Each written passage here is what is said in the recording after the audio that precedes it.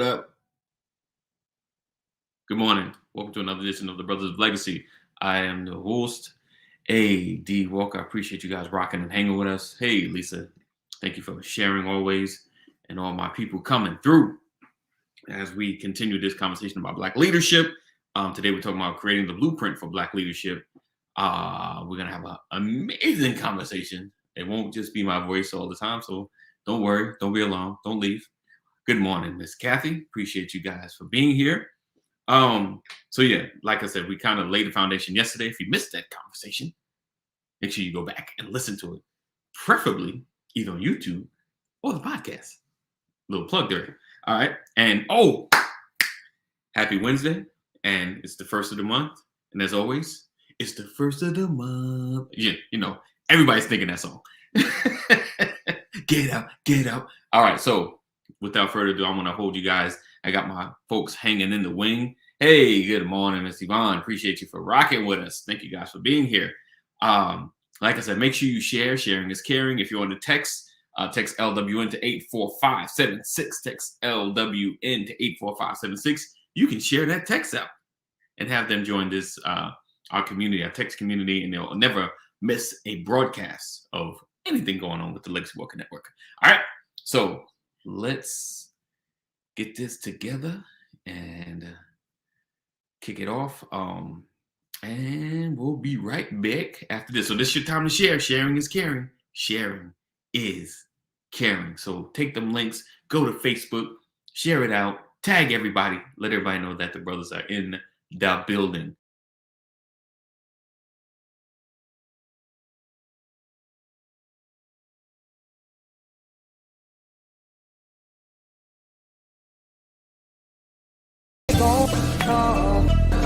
I want to welcome you to the Brothers of Legacy broadcast, where we are changing our community one conversation at a time, every day.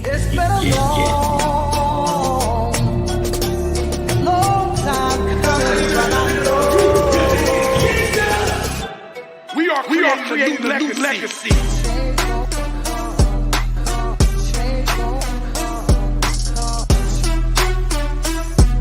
A co-op has to start with ownership.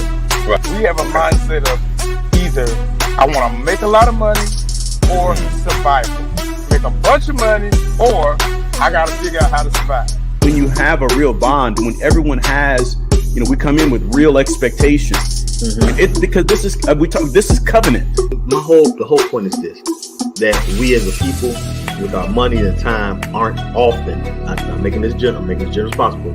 Often vested in the hood. Legacy and power in your name. Yeah. All right. Welcome back, everybody. Yes, sir. How are you doing, gentlemen? All is well. Wonderful. Happy Wednesday to you, Doc. Yes, sir. Yes, sir. Happy to have you here in the building, Mr. Kaneem, and Pastor Beck in the building. All right, let's see. Let's do this. So today we're talking about creating the blueprint for Black leadership, part or uno. Part 1. So we're gonna dig into that today. My thing is acting kind of funky, so if I drop out, just keep talking. Just fill in the spaces. All right. So yesterday I kind of started breaking down like some of the ways of leadership, that may work better. And some of this was inspired by a gentleman by the name of Dr. James Taylor. Check him out on YouTube. He has some really deep talks. He has a history video he talks about as well. It's really informative. He really digs into some stuff I haven't heard before. So definitely check him out. And Dr. James Taylor or Professor James Taylor, Black guy. So there's a couple of James Taylors that pop up. He's the only Black one that I've seen. So just scroll until you see him. But yeah, so some of the ideas of Black leadership, that we've gotten used to were, most often on the national stage.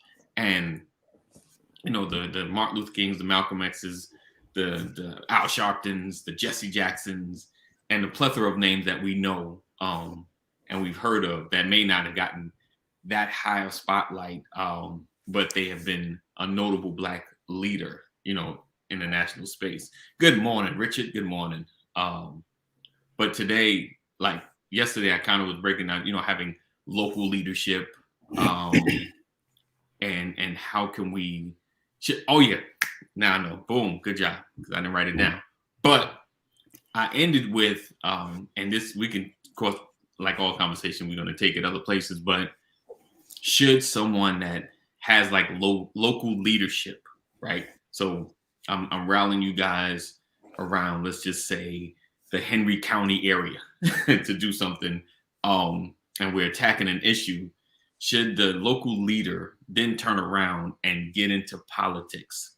You know, would that mess up the forward progression, or would it help the movement? You know, how do you guys should activists stay on the side of activism on the outside in order to attack the system in a more non-biased way? You know, because I think it's a little easier to not be corrupted when I'm on the outside. It's easier, you know, if I'm trying to handle business and be the go-between between this group and politics, or should I jump in the ring of politics to try to make the change from the inside? You know, because we know with politics, or we feel with politics, there's always a compromise, you know, that comes with getting into that kind of space between either you're part of a party, you know, any deals you got to make for funding, you know, things of that nature. So just that's my question, you know, starting out with leadership. Should a activist, a leader, jump into the ring, or try to find a comrade that's already there to try to work with to get things done? What do you say, guys? Morning, Sam. Morning, Mama Corey. Oh, I guess, yeah. Kaneem, what you think, brother? I'm bad. Let me just toss it. Yeah, man. It's. I mean, I guess it depends on the individual. You know what I'm saying? You say he an activist, Right.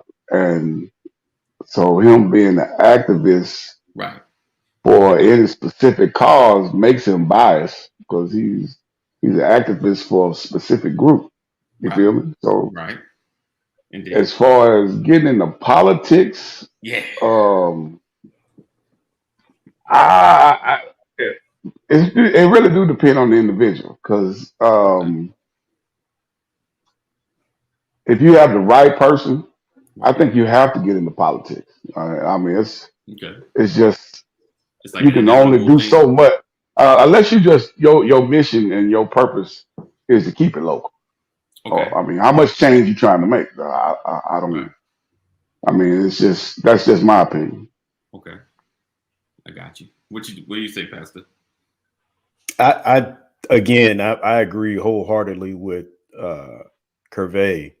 It just depends on the individual and their desired outcome for their purpose. You know, understanding is my purpose to shift, affect change locally, or is it to shift, affect change nationally or globally? What is my vision? Oh, like my personal, what's my goal? What's my goal? That makes sense. That makes sense. Because like yesterday I was talking about like policy wise, you know, sometimes a national cover all policy doesn't help every neighborhood and can actually hinder some neighborhoods, you know, that are operating fine. You know, whereas if you either have statewide policies or local policies that can affect an area, like I was speaking about, you know, like if they enforce something to try to help Black businesses strive in certain areas, like Atlanta doesn't really need it like that. You know what I'm saying? Like certain areas are like, we're good, you know, we're kind of functioning, we're kind of just protecting locally, making sure like making sure that nothing changes as far as making it harder to be a Black business. But I feel you. I never really thought about the personal, what's my personal goal? You know, what am I going after? So I dig what you're saying as far as personally. But do you think it does it? So I get that part, but do you think it affects the movement when politics get too infused into activism? No, no. I mean, my personal opinion. I mean, if you look at the overall Right, concept of politics, right, it's really all. I mean, in my opinion, right. I got you. activism. You know what I'm Right, saying? I If you got got you. a local congressman or a state senator or um, city council, you Right, are an activist for your local area. You are promoting. You are trying to have some type of change or bring some type of influence to better your community. right. So it's just like I said, it's the mindset of the individual on what they're trying to accomplish or your personal goals to um, actually help, or are you trying to pocket? Are you trying to get power? Are you? I mean, well, where you come from? You know what I'm saying? Right. Did you I come got you. here with? Did somebody put you What's in your this agenda? position? Right, Yeah, because a lot of people can get promoted and don't even want the position, right. but you kind of forced into it, and you. But once you get up there, you never really know exactly the motives of the individual you promoted. You know what I'm saying? I got Because you. I mean, but Right. I'll let Brian go because he might have a better he may have a better Cause you got to teetering, cause I mean yeah, cause to me personally, I think it can it can hinder a movement when when your go between becomes too political. I think it can hinder what we're going after because like you said, when if I'm part of a group, my activism is because of this group, whether it's economical, racial, or any other whatever maybe pushing it. But when I get into politics, of course, your goal as anything is to serve everybody that I'm over. So this, so now my goals have to expand a little bit. Like I have to be more understanding of the other side. Like I have to kind of play favorites. And if my activism was a social or economical thing, now that I'm in position, now I have to consider my constituents that have a lot of money. I have to consider yeah. what they're going through, these moves that I'm gonna make, how is it gonna affect them? Whereas with my activism, my voice is just like, don't forget us. You understand what I'm But saying? well, let me ask you this, man, Yeah. because I've never been in politics, so I don't Right. know the ins and outs. Right. But in order for you to, have have an influence, I think you would have to get into it and learn what you can and cannot do in politics. Right. Because all I really see is what's on TV Come on, Deborah. or or or hear about it from those who not in politics also. You know what I'm Right. saying? Like how we got this forum right now and we Right. talking about politics and we saying that it may disrupt or corrupt the activism of what's going on. Right. But man, I don't know that because I don't know about politics. You know what I'm saying? I mean, I understand it that Yeah. what you're telling me, but Yeah. I've never been in the arena Arena of to figure politics. Yeah. out like, when if I became a city councilman, Right. is it really somebody that I got to pay off, or do I really have to accept a bribe, or do I really owe a favor, or do I, you know what I'm saying? Right. I Right. I wouldn't know because Right. I'm not in it. You know what I'm Right. saying? I got you. But if you have principles and morals when you get to that point, Yeah. and you can navigate, you know what I'm saying, certain things I will do, certain things I won't do. Right. Will this help my cause or will this hurt my cause? Is this gonna Right. affect me in the public eye, or is Right. this gonna help me in the public eye? I, I would have to get into it and learn it to understand. No doubt. What you say, Pastor? It's a broad question. Okay. When I'm going back to the question, blueprint for Black leadership, is the Right. blueprint for Black leadership a focus on an avenue to politics, or are we just dealing with Black leaders and how we require examples, models for our community? Right. Because that does not always lead to politics. Right. And so I want to make sure that those that are listening can appreciate the fact that when we talk about Black leadership, we're not just talking about opportunity for politicians. Right. And that's the, you're right. Right. Thank you for making sure we stay on track. Well, I just want to make sure that we hit it from both sides, because Black leadership does not equate to politicians or political positioning.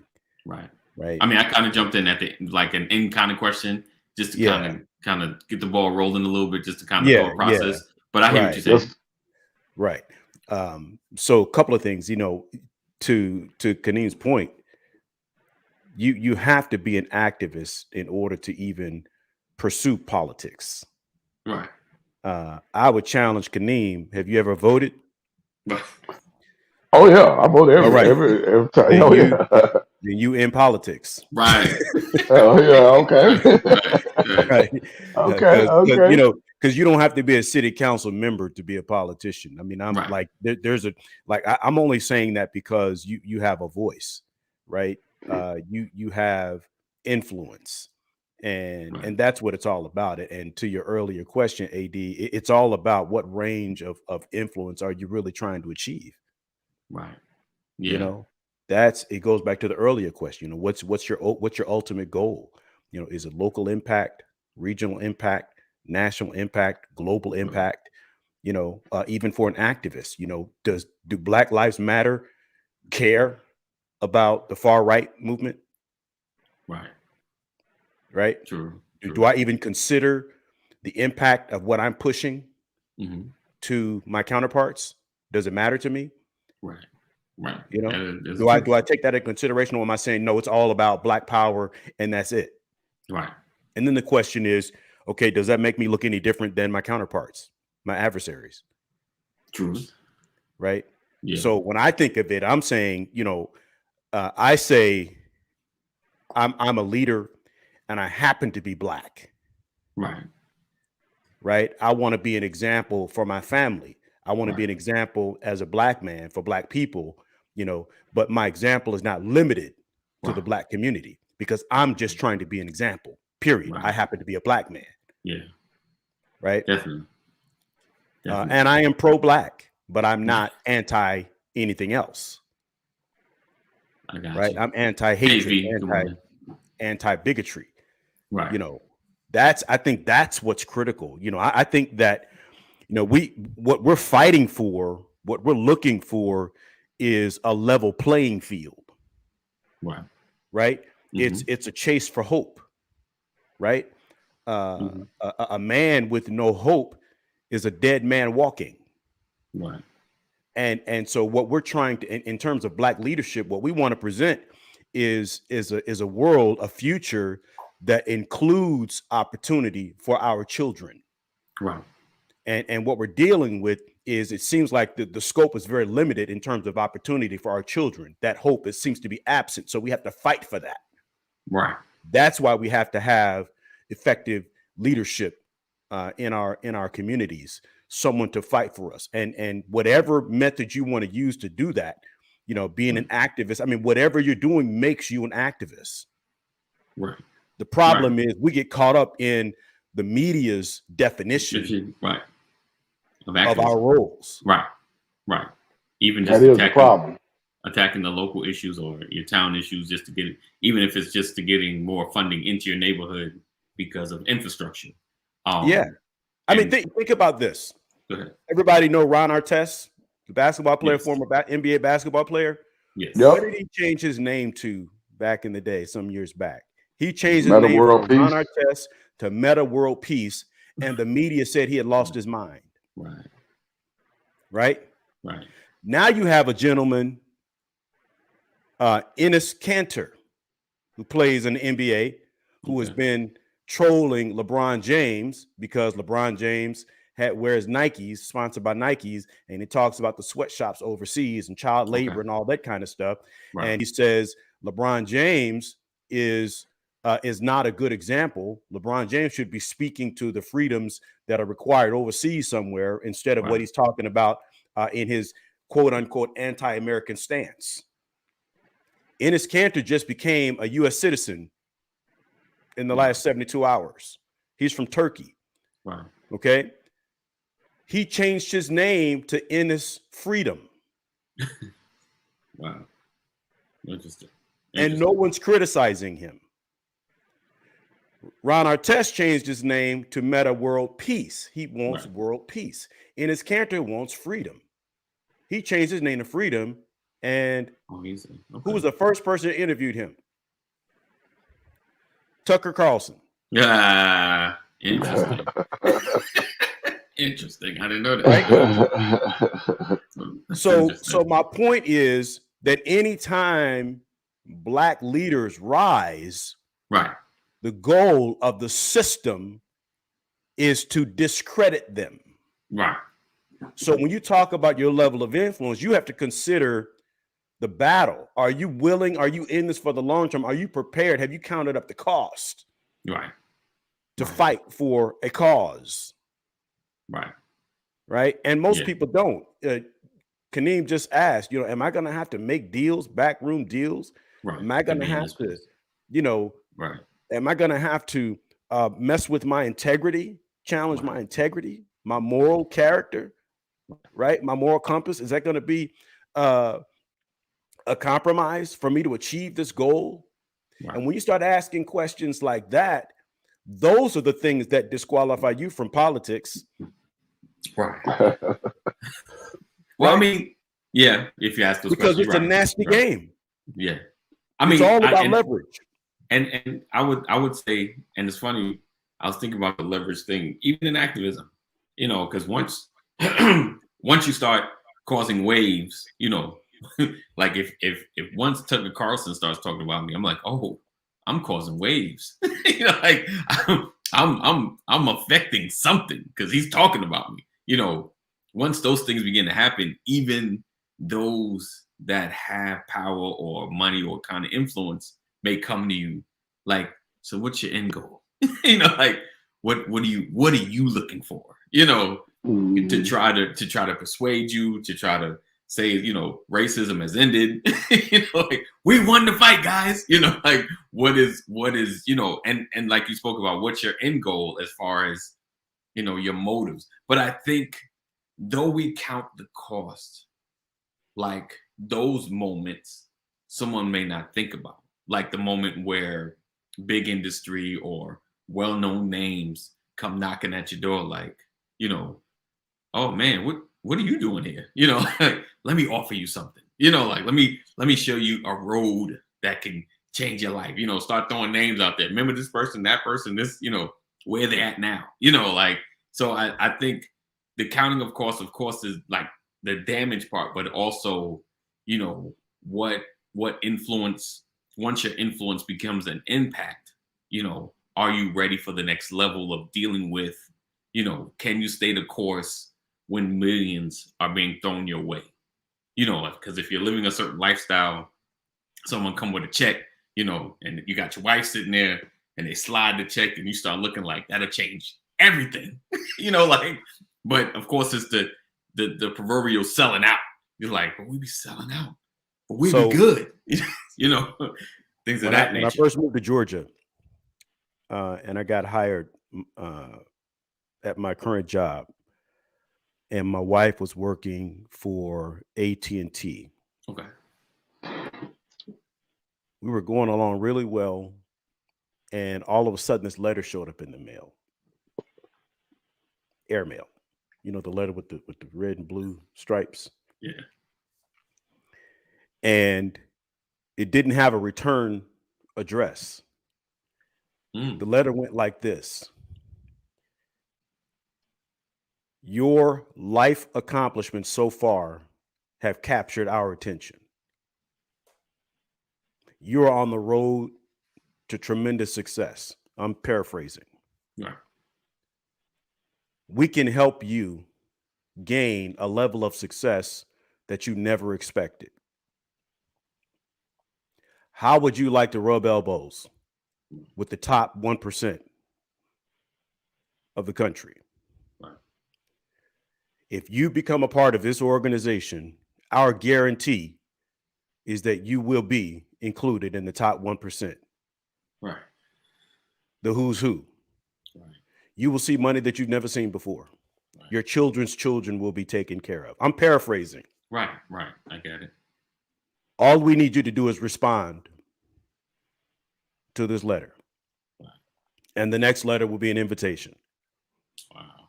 to a meeting. Right. And it went on like that. Illuminati. Right. And as I'm reading it, right, that's exactly what I thought. Right. Right. And I tore the letter up and I threw it away. Right. Now,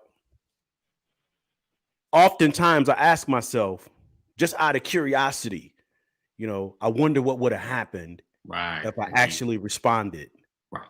Right. What was the next message going to be? What was that invite going to look like? Right. Right. But at that moment, I was like, that's the devil. Right. What am I saying? I'm saying that when you start attracting attention, there's always going to be someone that wants to use you in hopes that if they can get you to a certain place, they have that leverage over you, and then they get what they want. Yes, definitely. On the other side. Definitely. And I'm saying the sheer number of people that have fallen for that, it's innumerable, but it would be people that you never would expect. Right.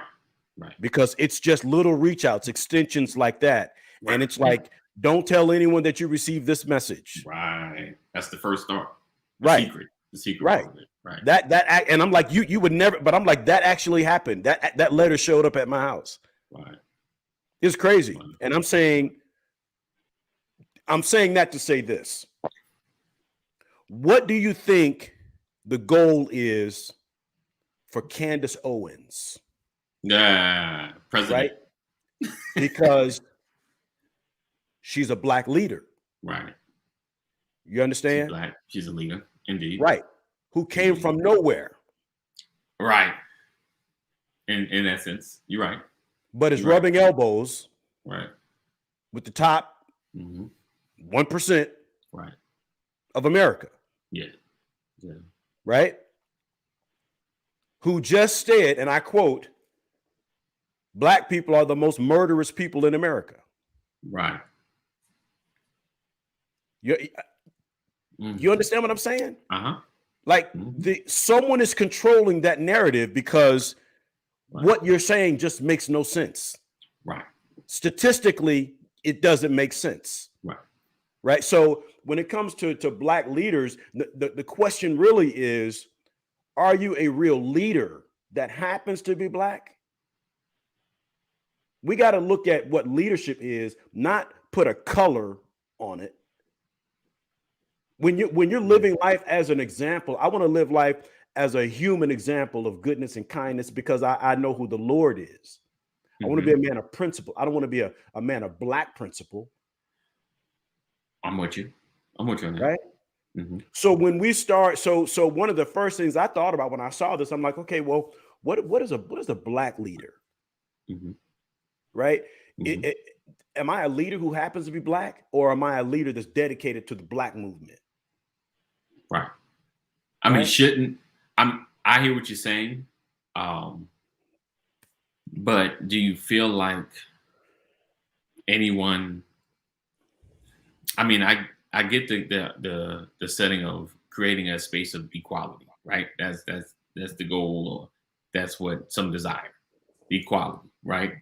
But do you feel like someone who doesn't look like us, of any color, like just out there random, can be just as effective or feel like they have our best interests at heart if they don't have the same struggle? Can someone have my best interests at heart if they have not gone through my struggle?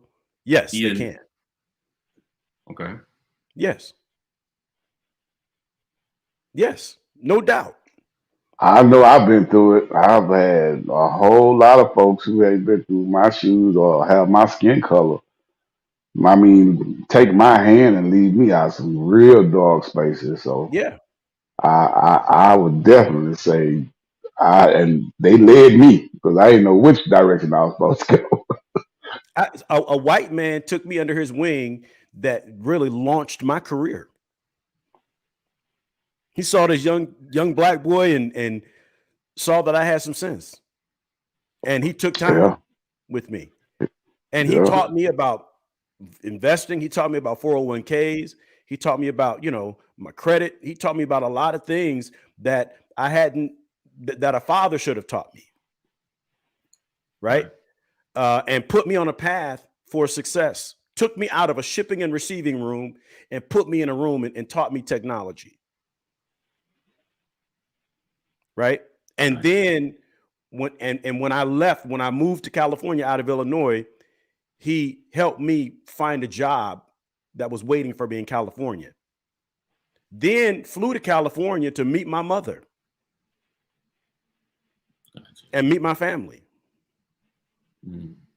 So I know you've heard the term, like there's been like a lot of movies back in the day where there's like when there's like a black struggle and then white people show up, they call it the white savior kind of, movies, things of that nature. Yeah. So do you feel like, I don't know, I'm trying to find a way to really shape the question, but because the same guy, I was in a leadership position at the company. Right. And there was another black man who I hired. Okay. Who was coming to work late. Right. And I had to fire him. Right. And that same man told me, he said, "I'm proud of you. Right. You made the right decision," because he was going to bury you. Either you fire him or I was going to fire both of you. I mean, I get that. I get that. He was checking the morality and the integrity clause, my moral compass. He was checking to see if I was going to hook him up because he was a brother. And the reality is he wasn't helping me at all. He was hurting me. Right. And I tried to encourage him and try to let him know, look, we can't do that here. And he was just trifling. Right. I was going to his house, picking him up, and he was late, making me late. Right. I get it. And so what I'm saying is same opportunity, but didn't take advantage of the opportunity. And no one came and told me what to do. I had to make a decision. He stood back and watched. I had no idea he was paying attention. Interesting. And he, I was a sellout to the brother that got fired. He called me a sellout.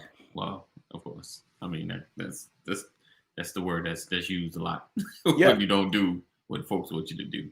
Right. So what I'm saying is, if I wanted to be a black leader, I would have got fired with him. But yeah, forget them folks. They're right anyway at the end of the day. I don't know. Oh, man, stop it. Because he's late. He's late. Come on, that's different. I mean, because what you're saying, if I didn't hold on, as a black person, you don't have this. You have equal struggle like white people in this country. No, the struggle is not equal. That's what I'm saying. Like, so my thing is, right, and I'm called, people call sellout. Black people, if you're working at a job, they ask for a hookup, but that comes with every race. Every race does that. They come in, they try to ask their people, "Can you hook me up?" Because that's not just us. Because I know that personally. Yeah, but the difference is the system is designed to where both white folk, if it with two different people in a different culture, we would have allowed to be late. We would have been allowed to be late. Right. That's the difference. Right. And we got to walk a different line. We got to walk a different line. Absolutely. We got to be, for us to be here, we got to be here. If they're here, we got to be here. We know that. Like Barack Obama had to have the cleanest record on earth for him to get into the office. Like he can, if he smacked the booty, he was going to be in trouble. So with my thing is, right. So I get what you're saying as far as the leadership portion. And like I said, the white savior thing, where white people feel like, let me give you an opportunity, not because you're black. I'm not going to even put it on. He may not have chose you because you're black. He might have chose you because, man, you're working hard, you're busting hump. let me show you a different route in this company. And I'm going to tell you that's exactly who he was. It wasn't Right. because I was black. Right. It was because he saw opportunity. Right. He saw someone that really wanted opportunity. He saw Right. someone that was hungry. Right. You know, and so that, like I said, taken away from that, do you honestly feel like someone that doesn't know your story, and I'm not saying the exact walking in your shoes, like, you know, my life is probably polar opposites of what you went through when you was growing up. Hey, good morning, Keita. But as far as the understanding of, you know, driving while black, or being followed in the store, or, you know, just random things, you know, there's a random check, but it seems like I'm always getting checked. And for it to be random, why am I always one getting checked? You know, like, so things of that nature, wanting to change. Do you feel like someone, like I said, that does not really experience that in any form nor fashion, can really lead or create policies that help, you know, without someone like us leading the way, or writing the laws that can assist us in this fight? You have to have input, right? You can't affect change without input from the people that you're trying to help. Right. You cannot affect change without having input from the people who it might be perceived as a negative impact. Right. You know, because black empowerment to some other races feels like they're losing ground. Right. If they feel like if we gain ground, it means they lose ground. Right. There's no balance. And I was going to mention that as well. Like you're saying, like, you know, you want equal, but if money's getting distributed properly throughout the county into all areas, you know, other side's not going to get as much, because now we need to get for infrastructure, you know. So it's equal is a takeaway for those that's always gotten. Right. Yeah. So it to me, like, and yes, I know I don't like the whole, I get the black leadership thing. I put it up because that's kind of in the conversation. And, you know, someone that has to have a specific group in mind that's been marginalized, you know.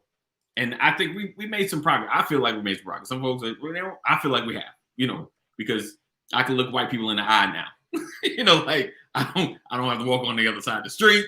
You know, my engagement, you say something crazy, I can say something crazy back without fear of something coming back to me when I get home. You know what I'm saying? Like, I feel like there has been some progress, you know, like there has been a lot of equality as far as economically, you know, there have been some shortfalls, but for the most part, pretty much most jobs, I go in, you know, at 15, my white counterpart going in at 15, you know.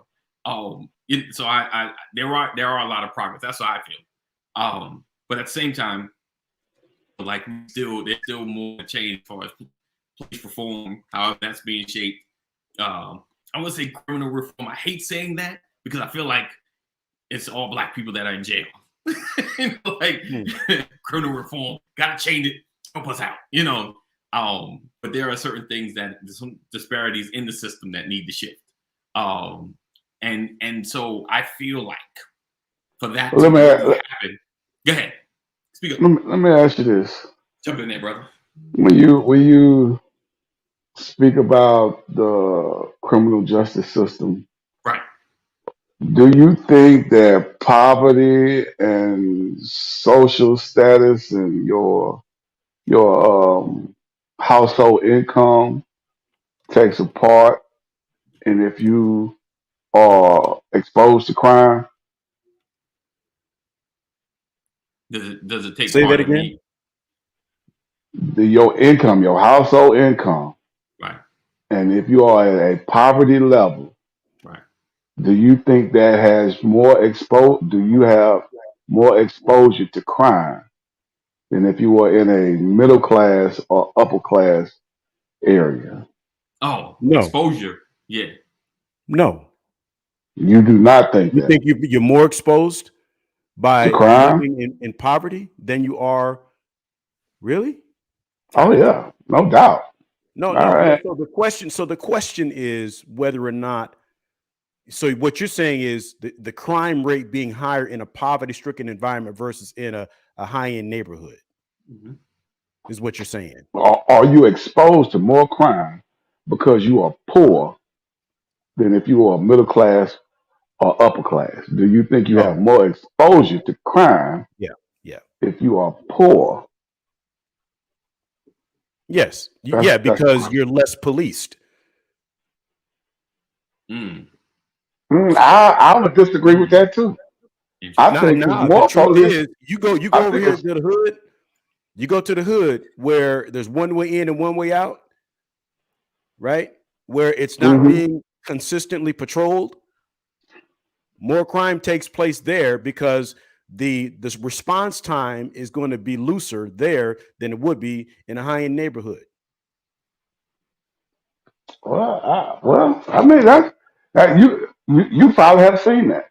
I've seen Statistically, some. statistically Hmm. speaking, the Hmm. crime rate, the lower the income, the closer to poverty, the higher the crime rate. That's common statistics that you could find anywhere in America, anywhere in the world I for that. agree. I agree. So you are more exposed. The That closer to the I agree. poverty line you are, the Right. more exposure you have to crime. Yes. So as with black leaders, for the blueprint for a black leader Right. who is in poverty, can that happen? Is that possible? Oh, the poverty stricken black leader. No, not just a leader. Hmm. I know exactly what Pastor was talking about, and I agree with him 100% that I would like to be a leader who is a black man. Right. But as a black man in poverty, is it possible for me to lead and get to a position where I am looked at as a leader in poverty from others? Yes. Yes. Okay. Yes. Because it's the little things that you What's up, do Mr. E? that change the narrative about the demographic, Right. right? My wife just picked up a property through our property management company, and there are about 300 units, and it's a poverty-stricken environment. A bunch of Section A, trash on the ground, children running around, folks just doing a little bit of everything. And there's already been a shift. Little things like children coming to the office, recognizing, they call her the rent lady. They don't call her the office manager. They call her the rent lady. Right. Right. That's the lady who we pay rent to, the new Right. lady we pay rent to. Right. But she greets everybody every time she sees them. Hi, how are you? Happy Monday, happy Tuesday, happy Wednesday. Bless you. It's good to see you. How's your family? Right? She's pushing the maintenance person. Hey, we got to get this fixed. We can't be slacking. You're here to do a job. Let's get the job done. Right. We can't pass inspection and all that if we don't stay on top of these things. Right? She's looking at all these little things that are happening. Well, the last lady always had an attitude. Well, you're not going to get an attitude from me. Right. The children, she hands out candy to the children and says, I'll give this to you as long as you don't drop the paper on the ground. Right. If I see you picking paper up off the ground, I'm going to give you a treat. Now the children go home and tell their parents, I got this from the rent lady. Right. Right? Right. A parent drops a piece of paper on the ground. No, mama, you can't drop that on the ground. Right. It's changing the perspective. Right. Right? Mm-hmm. Now people are speaking to each other that weren't speaking before. Now when something breaks, someone is responding because someone is holding the maintenance person accountable. Yeah. Right.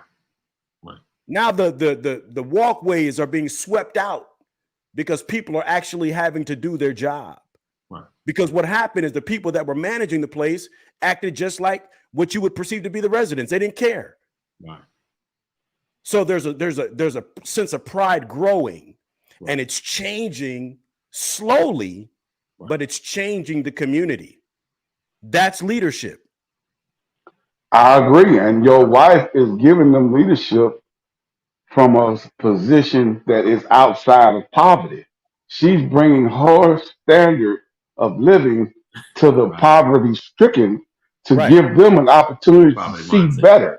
Right. You know what I'm saying? Like Yeah. she's changing their Because my wife mindset. comes from poverty. She's lived Okay. it. She's lived it. I, But she got out of We it. just look like this. We've been there. Right. We fought But the see, same battle. but I will agree with that. I came from it also. I food stamps, Section 8, government cheese, pot of eggs. I came from all that too. So I'm right there with you. Here's what I'll say. Like, I didn't come from, food stamps. Now, I didn't get government cheese at my house, but I ate government cheese growing up. Right. Yeah. What I'm saying is, but we didn't have money like that. Right. My wife didn't have money like that, but we were taught, clean your room up, pick the trash up out the yard. My mother didn't allow us to live nasty. She had a sense of pride. It didn't matter what kind of house you lived in. What mattered is that you made your house a home. Right. And what I'm saying is we were raised in a very economically challenged environment, but we didn't have a poverty mindset. Yeah, I got you. I'm talking about, I don't care where you start. What matters is what is your mindset. And it's the same thing we're talking about when we consider leaders, or when we consider Black leaders. It's all about your mindset. Do you have a long-term vision that's going to reap positive benefits? Right. Is the decision or the path that I'm on today going to effect change that's going to make us better in 5, 10, 15 years? Or is it just my short-sightedness that I want to get this bag Yeah, by I any feel means that. necessary? Yeah. Am I going to do everything I need to do to make myself famous in spite of everything else, disregarding the long-term impact of my constituents? Or am I really trying to do something here? Because if I'm really trying to do something, I've got to fight real battles. Right. If it's just self-gain, it's going to be an easy walk. Right. I think about what Kaneem was saying as far as the leader coming out of the same neighborhood, like a poverty-stricken neighborhood, right? And kind of had the poverty mindset. But, because the one thing you guys have to admit, the way you got out of your situation was you was exposed to something more. Like you would be in that same hood with the same hood mentality had you not been exposed to opportunity, like, oh, you can do that. You can, I can do that. Those moments got you out of the spaces that you were in. And I say that, so a leader goes somewhere, because if you grew up in an area, like if you only lived in your little zip code, it's like, it's all I know. You work in the same zip code, as you work down the store, so all you see is between the store and your home, and you may go to the bar, like all you see is your neighborhood. You thinking this is life. This is life. This is how we have to fight for things. Things on TV never gonna happen for us until one day someone say, hey, let's take a ride. And go outside, you're like, we have all this? Like, this is nice. Like, those sidewalks are clean. These streets are smooth. Like, can we have this? And they're just like, yeah, you just gotta fight for it. And the thing is, I think when a leader comes out of those situations and start, fighting the politics and fighting with folk to do this, I think that's when money comes into play. And it's like, what? Like someone like pastors, like they'll come maybe not as anonymous. And they're just like, hey, if you go this path, you'll see more money than you've ever seen in your life, than the combined income of everybody in your neighborhood. Like, and it's like, do I continue this fight at this level, or do I give in and try to circumvent this money back to my people? You know what I'm saying? And the outlet, of course, if I get on these spaces to to represent the folks giving me money, telling me poverty's over. Basically, I'm called to sell out, and I'm kind of tossed out of my community. But my idea is like, they're gonna give me millions. I'm gonna circumvent that back to you guys. Because because unfortunately, unless you are really exposed to the long game, because that's another level of thinking as well. There's the opportunities, but then there's the long game. Like, don't do it this way. If you take the long game, we can have change that will last generations.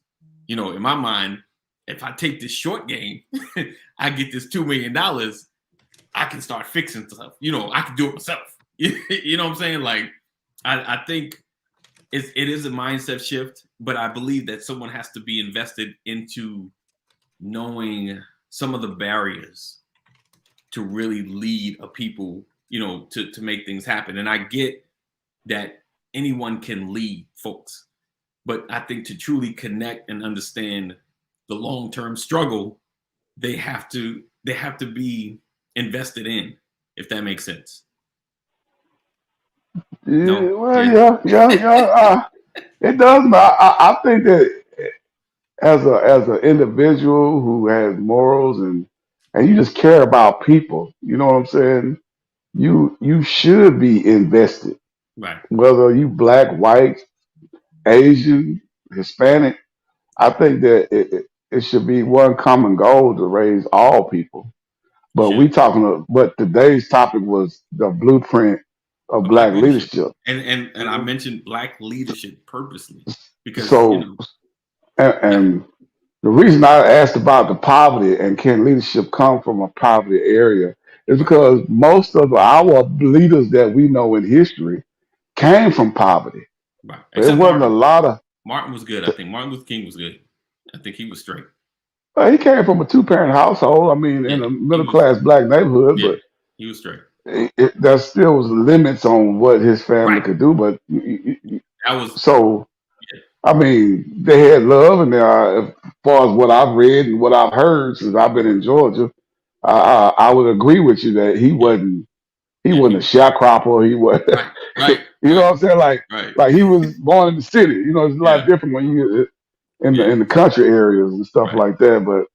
But a majority of our black leaders did come from poverty, Right. and to say that they were exposed to outside influences that they could see Yeah. that I don't have to live this way Yeah. and my kids don't have to live this way, but somebody from outside of that poverty area Right. gave them the vision. Right.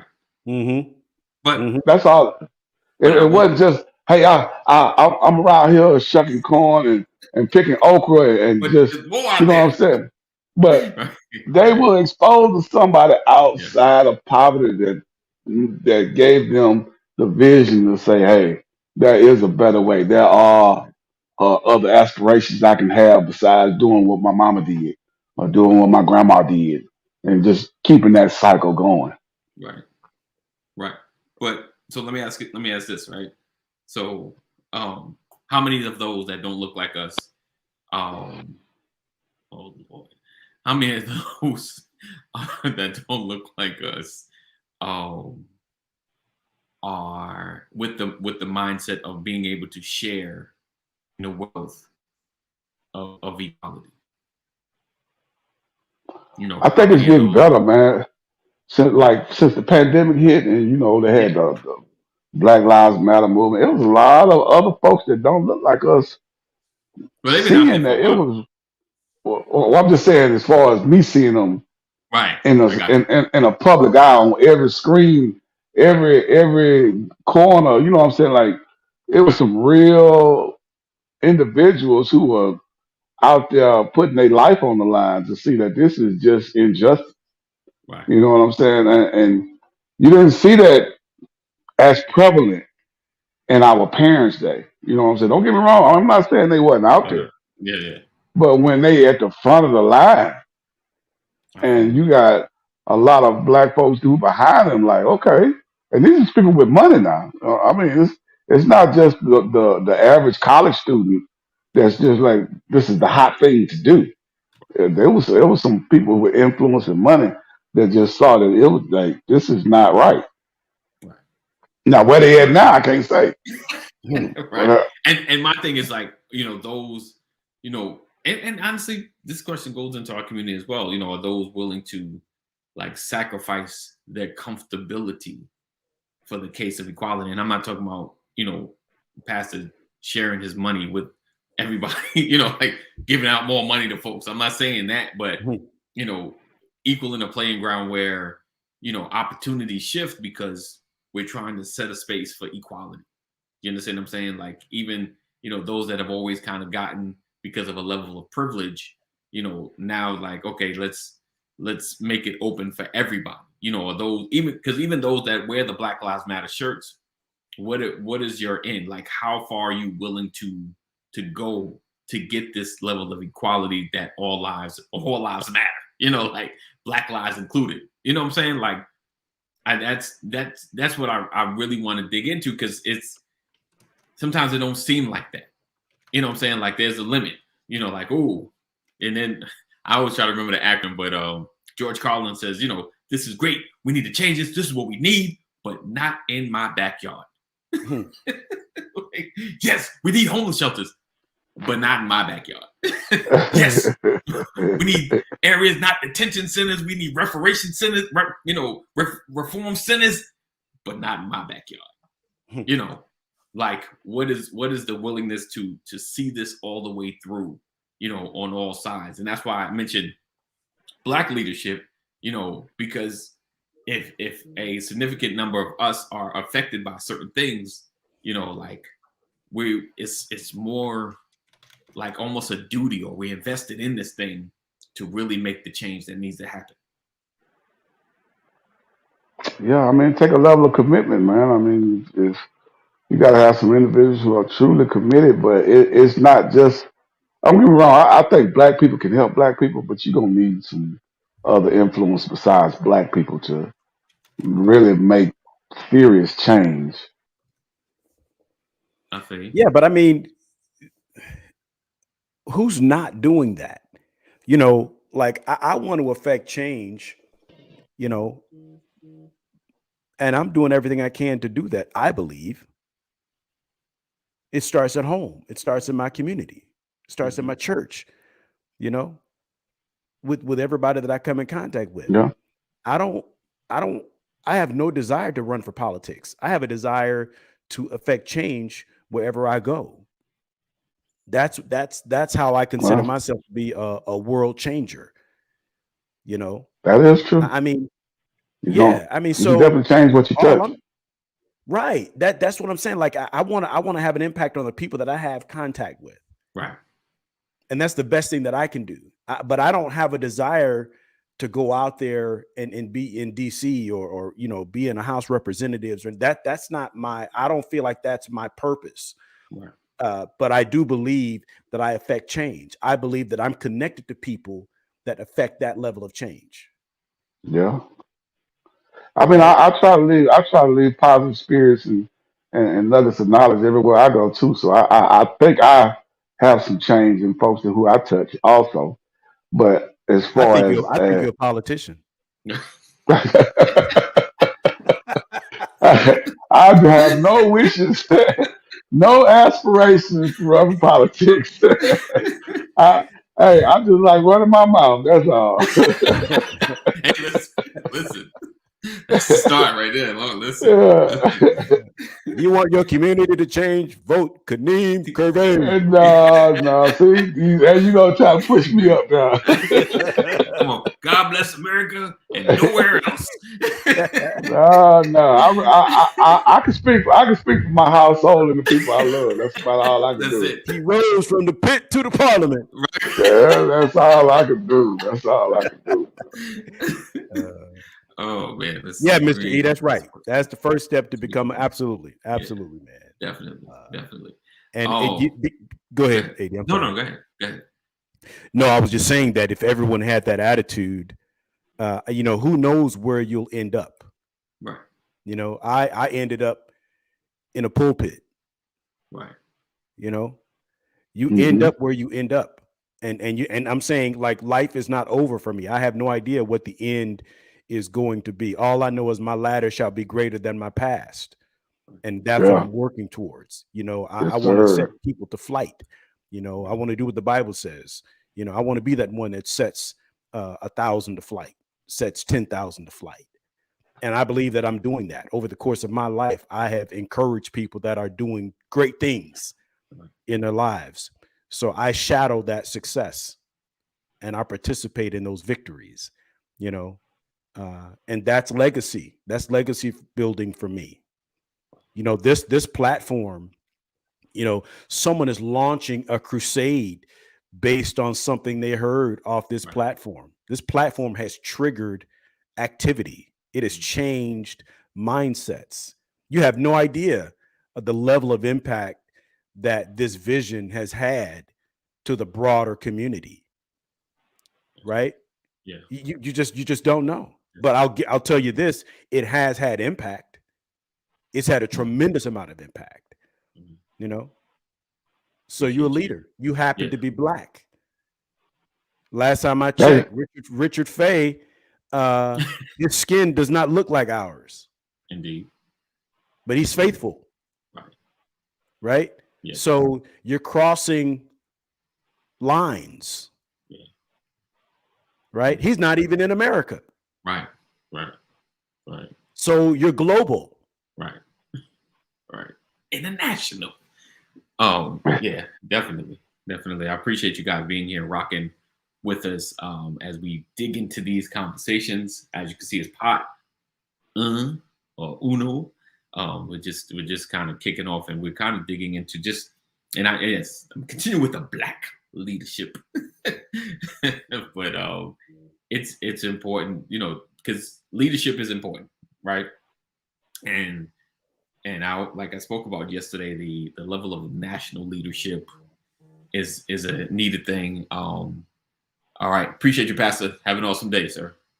Bless you. And we are, black leadership. The national stage is great, but local leadership is definitely needed as well. A representation of some of the pockets of our towns and our counties that are underrepresented or lack the voice. Because sometimes you feel like my voice doesn't matter, but if we come together as one voice, it makes a difference. And we always talk about voting and voting in the block. Listen, this is if you don't take care of us, we're not going to take care of you. We need some change. We need to see things through. My wife said yesterday, we are our memory is short because we tend to we have a victory, but we forget. We need to stay the course. We need to hold people accountable. And things of that nature in order to see change all the way through. Because we know politicians are ran by two things: money and votes.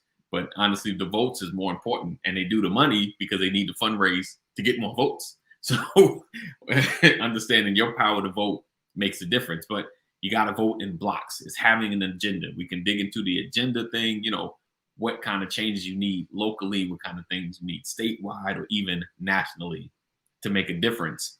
And we spoke about in the beginning with having leaders that, like, what's their agenda? Of course, you never really know someone's agenda or like Kaneem, like he's cool, he's leading the pack, but then money come into play, and we all know money can change you. Money has an influence. Money's like, like I said, someone slides you $1 million check, your whole little plan that you wrote down is like, well, let me push this to the side. What you want me to do for this million? So, it changes, it can corrupt. It's just staying the course. And sometimes it's challenging because if, like you said, if I'm coming out of poverty, like I'm barely earning $40,000 a year, barely in this hood, and I'm making change and I'm getting notoriety, and someone comes say, hey, brother, let me slide this to you, where this would change everything. Now I'm getting diluted. Either I'm getting set up to be corrupted, or I'm getting set up to speak things that I know are not true. Because they talk about Candace Owens. So like gonna just sell out the whole, like, really? But anyway, I'm trying not to go into that tangent, but yeah. So and I'm not saying that, you know, I'm kind of like Malcolm X, you know, that white people can't be a part of the fight, or any other race, you know, or it's like, make sure you include everybody. It's not black, you know, if any other race. But I think we as people sometimes need to focus on, find out what's our agenda, get a focus, and then we can include other people into the fight, if that makes sense. And that's why I stick with the black leadership. So tomorrow we're kind of going to dig a little further in as far as agendas, what changes that we should see, and how should we go about making these changes happen. All right. So All right. here at Brothers of Legacy, we are changing the world one conversation at a time. One conversation That at a is. time. That is. So we look forward to seeing you. Y'all appreciate it. I see some new faces in here doing the romper room. I see Mr. E. I see Tyrone Jackson. I appreciate you guys being here. Ashley coming through. I appreciate you. Thank you guys for always supporting my podcast, people. Thank you for listening all the way through. And if you have any suggestions, for some of the topics, I got you, Richard. I got some of it, and we kind of tackled some of it, but I'm gonna dig into a few more. If you got something on your brain that you like, I don't see people talking about, shoot us an email at brothersoflegacy@gmail.com, brothersoflegacy@gmail.com, and we'll definitely check you out. All right, V, appreciate you. We look forward to seeing you guys same time, same channel. Always know that we love you, God loves you more. Continue to stay safe and just do the right thing. Peace out.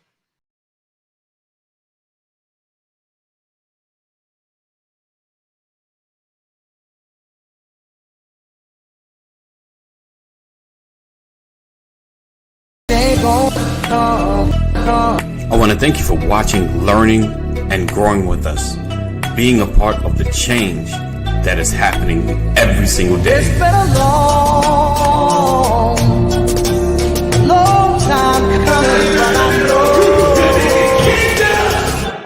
We are creating a new legacy.